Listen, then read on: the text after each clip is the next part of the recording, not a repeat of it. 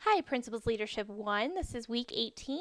Our topic for this week is choosing tolerance. Let's go ahead and take a look at a couple of quotes. The first one that we have here is by William Sloane Coffin Jr. He's an activist and clergyman. He says, diversity may be the hardest thing for society to live with, and perhaps the most dangerous thing for society to be without. Halle Berry, who's an actress and first black woman to win an Academy Award, says, when I was younger, living in an all-black neighborhood, the other kids thought I was better than them because of my light skin and straight hair.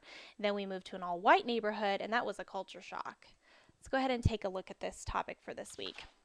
Teens talk a lot about how hard it feels like to fit in, and often it is hard.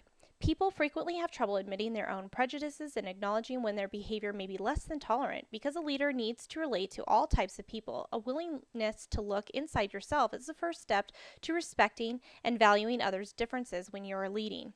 Achieving success is easier when you create a tolerant group atmosphere. You can do that by encouraging everyone to be open-minded and to think independently so everyone feels like they matter and can make a difference. Leaders who practice and expect tolerance take steps to set a positive tone with their team. When addressing sensitive racial issues, gender relations, and other concerns related to a diverse society, it helps to establish a common language. Failure to even talk about prejudices and stereotypes may negatively affect how others respect you as leader.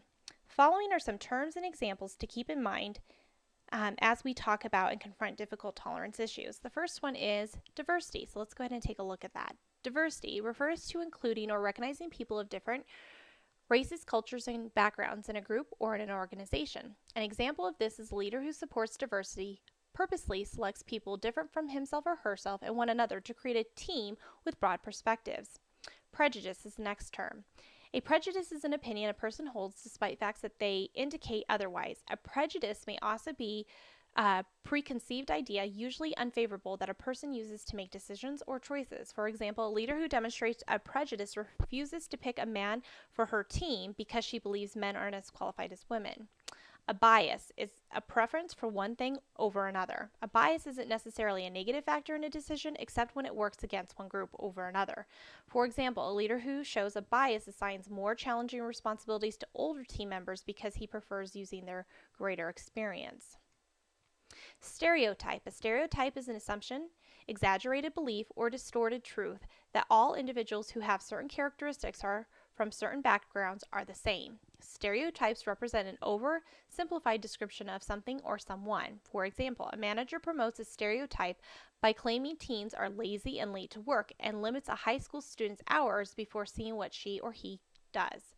Tolerance. Tolerance is in general means respecting the background beliefs and practices of other people who don't share your same background beliefs or practices. For leaders, tolerance involves more than just putting up with people's differences. It's about acknowledging and accepting who a person is and not trying to change him or her. An example of this is a leader who supports tolerance promotes a team talking openly about differences and accepting those differences without requiring members to agree with each other's views. An ism. An ism refers to a harsh or discriminatory belief or practice such as racism, one race is better than other, or sexism, one sex is better than the other, or ageism, where people of certain ages are better than others.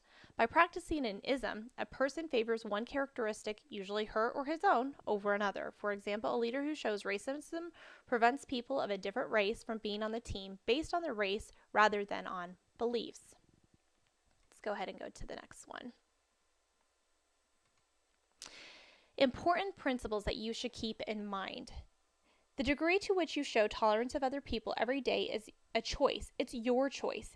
Even though people believe they treat other people as equals, they don't realize they often don't treat them equally. According to studies reviewed by tolerance.org, many people have prejudices they're not even aware of that influence how they act towards others. Leaders who unknowingly show their biases and prejudices can lose their respective group members and the support they need to make things happen.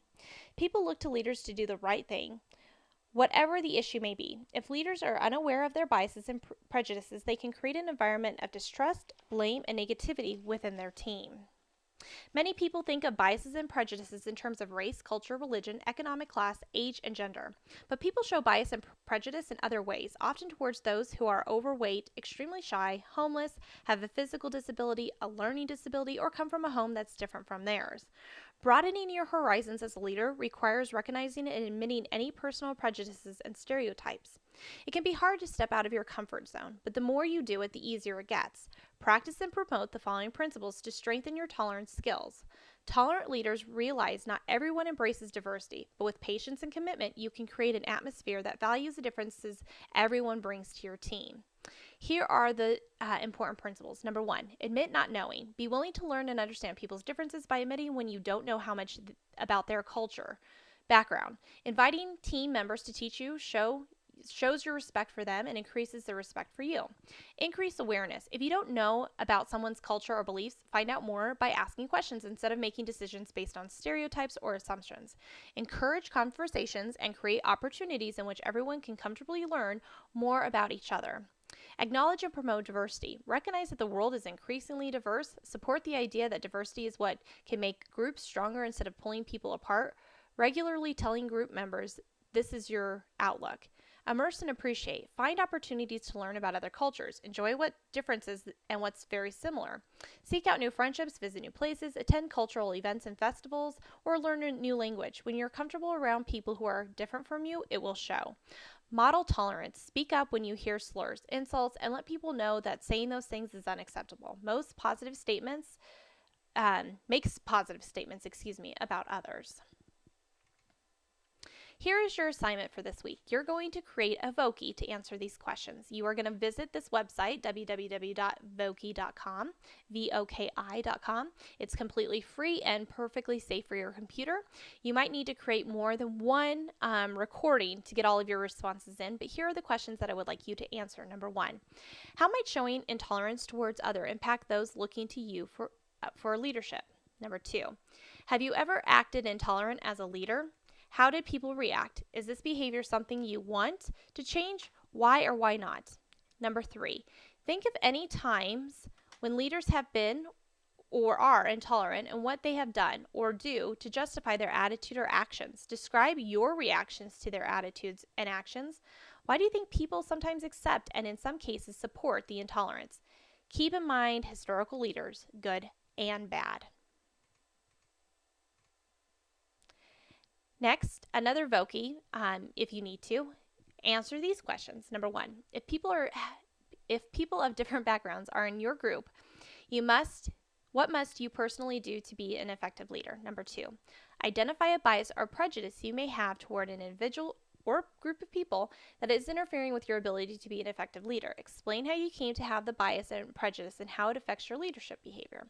That's all that you need to do for this week. As always, make sure you get this done by Thursday at 5. If you have any questions or you need any assistance, as always, contact me as soon as possible. Thanks and have a great week.